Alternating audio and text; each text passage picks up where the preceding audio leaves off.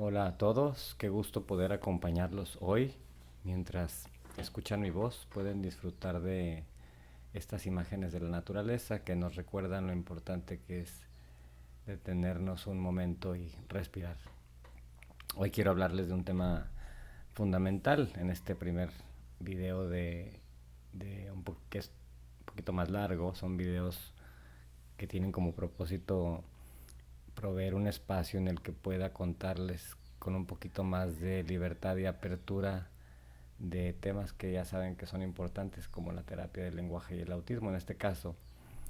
Eh, y aquí pues mi objetivo es explicar qué significa la terapia del lenguaje para alguien que tiene autismo, por qué se utiliza en el autismo y cómo es que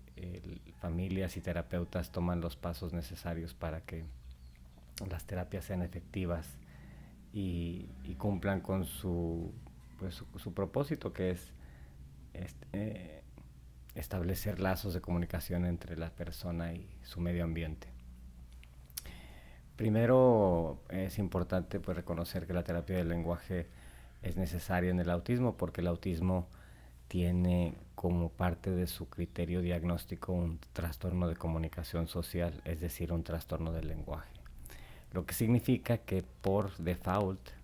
un terapeuta del lenguaje o un especialista en terapia del lenguaje va a estar involucrado en alguna parte del proceso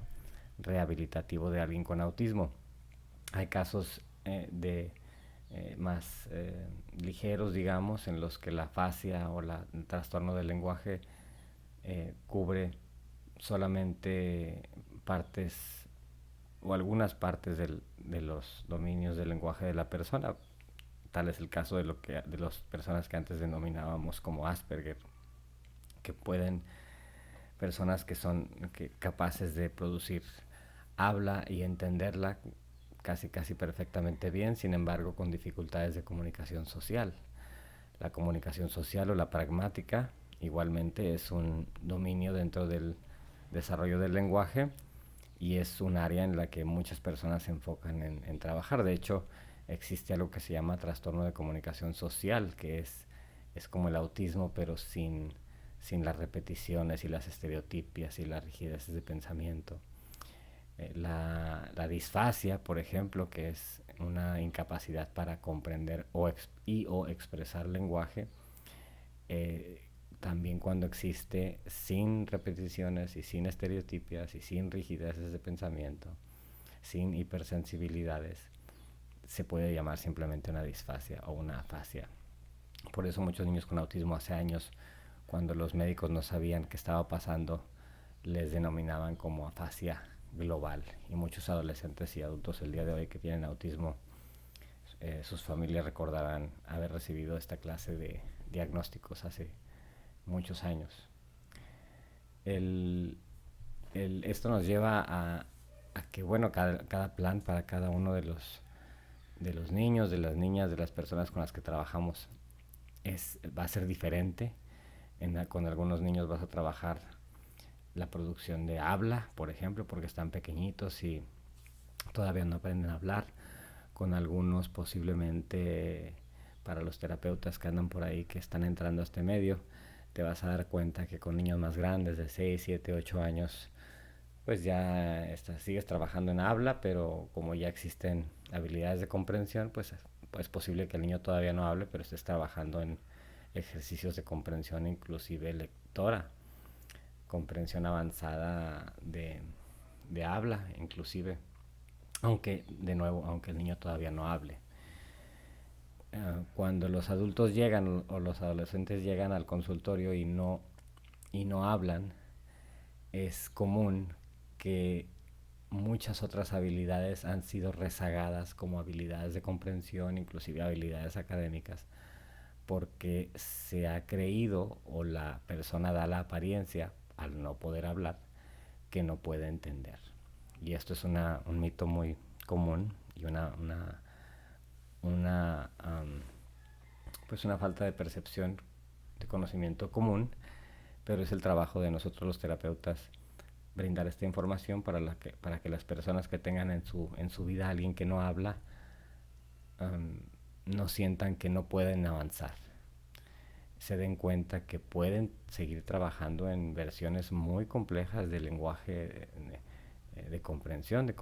del lenguaje, y que aunado a esto se puede trabajar en vías alternas de comunicación, como lo puede ser la escritura, la lectura. Y para esto pues es bueno entender cómo funciona el lenguaje. El lenguaje tiene dos avenidas, una receptiva y una expresiva. La avenida receptiva o el lenguaje receptivo es todo el lenguaje que tú entiendes, es decir, todos los símbolos que puedes decodificar e interpretar, como lo pueden ser las palabras que escuchas, las palabras que lees, las palabras que sientes al leer, por ejemplo, con braille, los símbolos y las señalizaciones que ves en la calle y las interpretas. Todas esas son maneras de comprensión del lenguaje. Y eso es simplemente porque tu cerebro está percibiendo un símbolo y le está atribuyendo un significado. La avenida expresiva del lenguaje o el lenguaje expresivo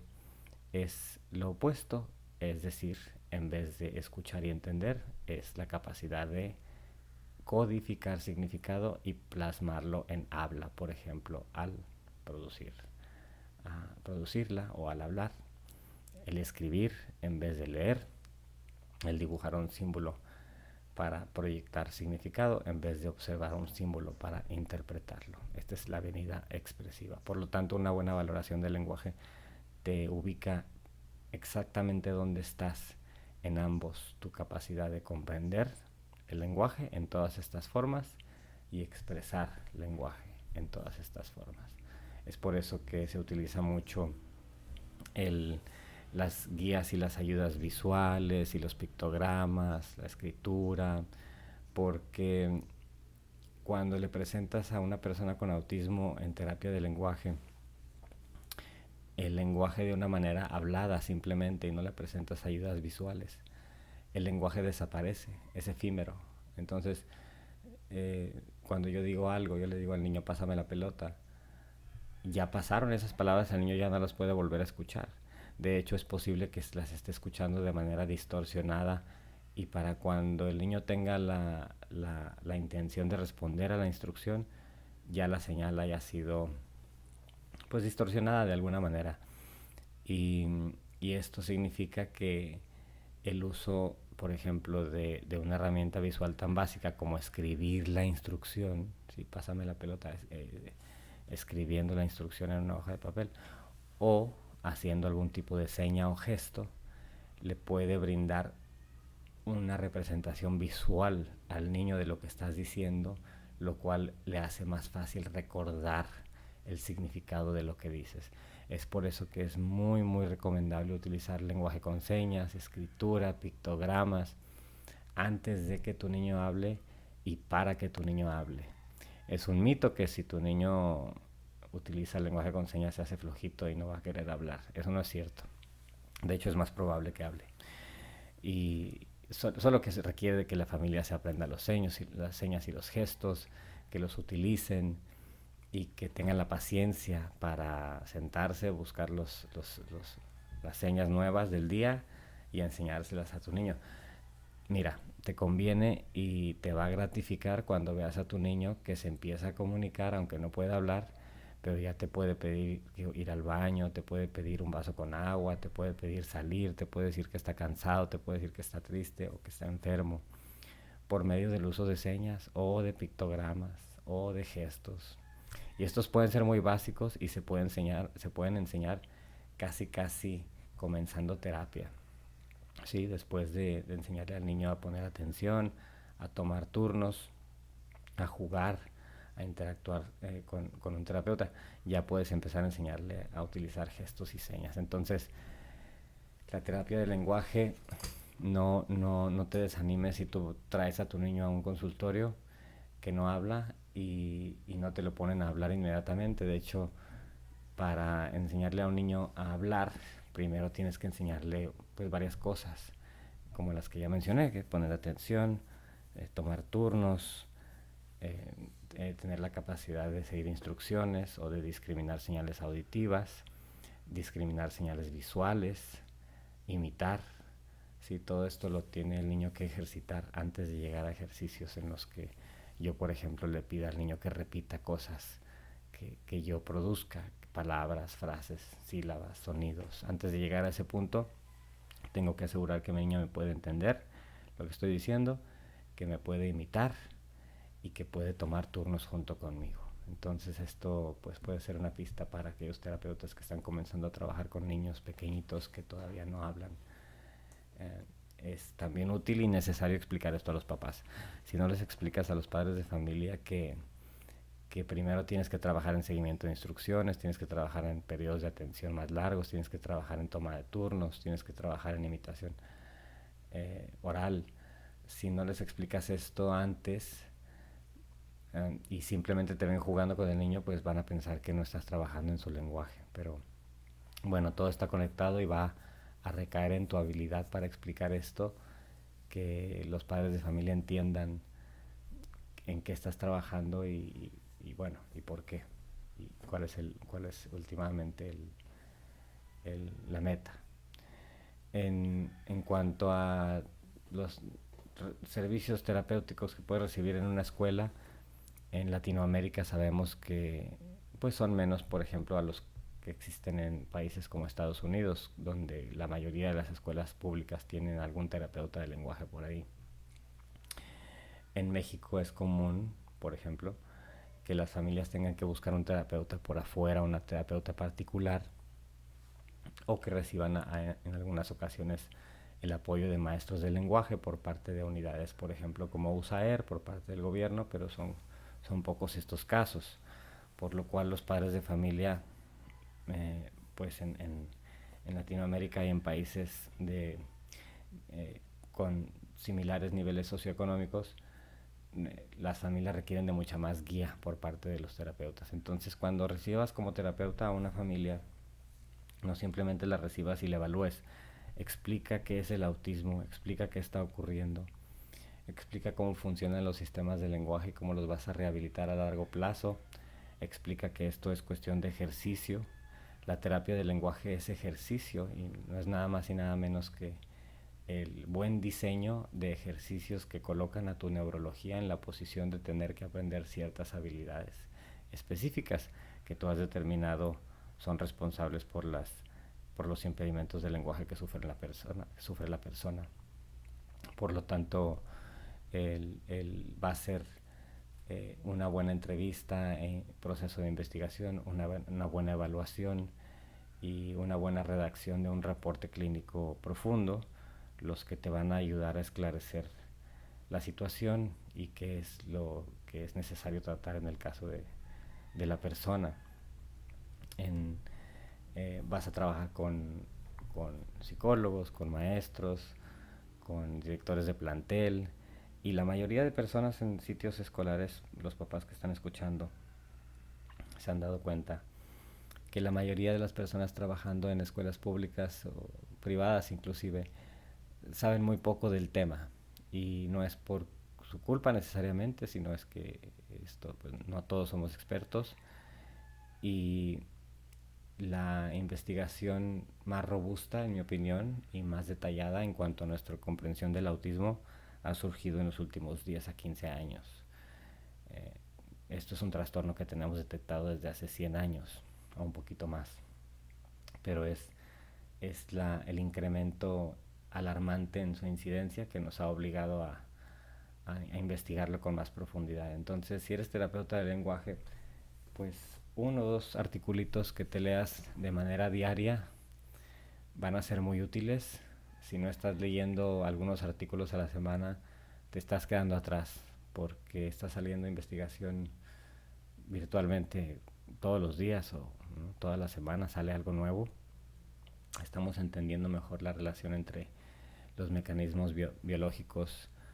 del autismo y el lenguaje, por ejemplo, y esto pues debe ayudarte a planear actividades que son más eficaces y más rápido para que acorten el tiempo de tu terapia. Y esto es para los padres de familia. Si tú llevas a tu niño a 1 hora de terapia de lenguaje por semana y no ves avance y tu niño tiene autismo,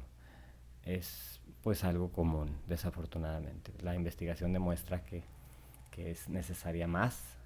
intervención que 1 hora de terapia por semana. Si solamente lo puedes llevar 1 hora de terapia a la semana, asegúrate que tu terapeuta te enseñe a ti cómo implementar las metas en casa, para que tú lo puedas hacer en ausencia del terapeuta y lo puedes hacer como si lo hiciera el terapeuta en el centro, en la clínica a la que lo llevas a tu niño. De esta manera, si tú llevas a tu niño a la terapia el lunes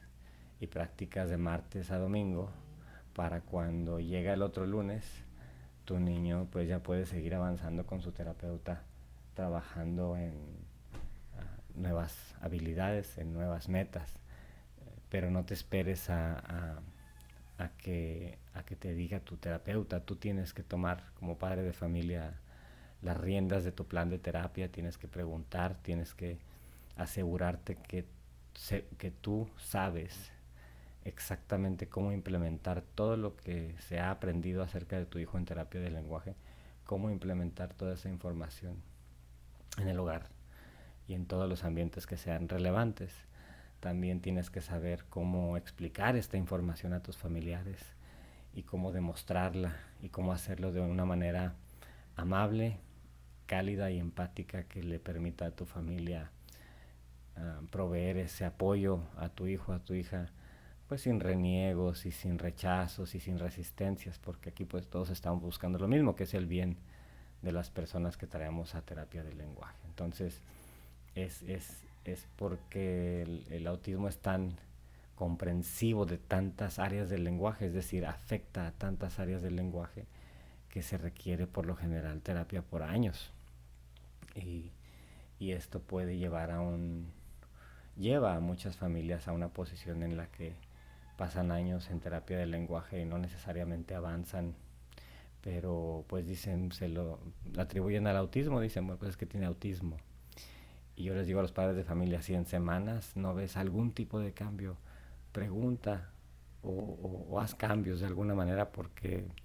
un niño, inclusive un adulto, a quien le pones a ejercitar de manera adecuada, debes de ver cambios, debes de ver resultados en lo que estás buscando. Y tu mismo conocimiento como cuidador o como padre debe cambiar. Te debes de sentir más hábil, te debes de sentir más capaz de manejar inclusive momentos difíciles en tu hijo. Sabemos que muchas personas con autismo sufren de trastornos de conducta, pues secundario a la obvia dificultad para expresar lo que sientes y lo que piensas y lo que necesitas. Esto a cualquier persona la llevaría a un estado emocional comprometido. Por lo tanto, es muy seguido que las familias requieran de un terapeuta que no solo sepa cómo rehabilitar el sistema lingüístico de una persona, pero también cómo manejar a una persona que eventualmente tiene dificultades emocionales por estas faltas de comunicación que resultan en episodios conductuales, digamos. Esto va a ser imperativo porque si tienes el mejor terapeuta pero no sabe cómo explicarte cómo manejar a tu hijo en su peor momento, pues ahí va a parar la eficacia de la terapia y ya ese conocimiento pues no va a llegar a fructificar para tu hijo. Por lo tanto, si tienes un niño que se enoja seguido, que tiene sus momentos de irritabilidad, asegúrate que tu terapeuta te pueda decir exactamente qué hacer y cómo reaccionar, porque esto va a ser vital, ya que cuando un niño está eligiendo entre, por ejemplo, hablar y llorar para comunicarse, va a ser tu reacción ante estas situaciones la que dicte ese futuro. Si tu hijo va a elegir el perder el control emocional, que es un tema que platicaremos con más profundidad en el futuro, como medio de comunicación, o el habla, que es una habilidad que requiere de más concentración, es más difícil producirla, requiere de más coordinación y de precisión al ejecutarse. Por lo tanto, el manejo de los padres de familia, si hay familiares involucrados, de los familiares, el conocimiento de cómo animar a tu hijo a hablar, a comunicarse, es imperativo y necesario si quieres aprovechar el tiempo que tu hijo está pasando en terapia. Entonces, espero que los padres de familia que escuchan esto se lleven el mensaje de, de que lo necesario va a ser tomar las riendas del plan de intervención. Y lo necesario va a ser que tu terapeuta te vea como alguien que está extremadamente interesado en los detalles del plan, cómo va a funcionar, por qué se está recomendando de esta forma, por qué tu niño está trabajando en imitación, por qué está trabajando en seguimiento de instrucciones. Y, y, y, y este conocimiento, bueno, pues es el que lleva a los padres a través de los años a apoyar a sus hijos a obtener mejores resultados, porque son los papás que conocen mejor a sus niños, que pueden explicar a otros maestros cómo tratar a sus niños en el futuro, y este avance entonces se va sumando y se va agregando, y a través de los años pues tienes un niño que pues va a la escuela y es más independiente, o inclusive totalmente independiente. Pero pues sí, es en la carrera de un terapeuta del lenguaje muy temprano te das cuenta que hay ciertos tipos de padres en cuanto a participación se refiere, y son los que participan más y hacen más preguntas y son un poquito más insistentes los que obtienen los mejores resultados. Y bueno, para terminar, les dejo un mensaje importante. La terapia del lenguaje no es solo hablar, es conexión, es confiar, y es darle a cada persona una voz para poder expresarse. Es un camino con muchos retos, pero también está lleno de momentos hermosos que cambian vidas. Gracias por escucharme, espero que este mensaje les inspire a seguir acompañando a sus hijos, a sus alumnos, a sus pacientes con paciencia, esperanza y mucho amor. Hasta luego.